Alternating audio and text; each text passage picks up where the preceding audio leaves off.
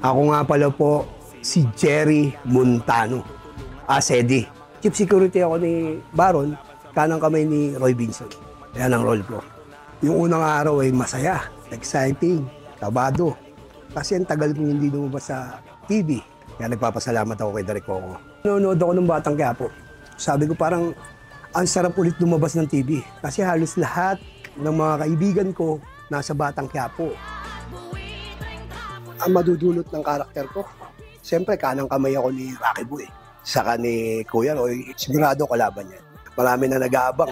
Yung mga kaibigan ko, mga kamag-anak ko. Kaya excited ako na nasa Batang Quiapo na ako. Huwag niyong kakalimutan si Eddie. Sigurado, sasabog ngayon dahil nandito na ang Mondragon. See you, Tanggol. Abangan nyo kung ano ang karakter ko at gaano kahalaga ang karakter ko sa buhay ni Tanggol.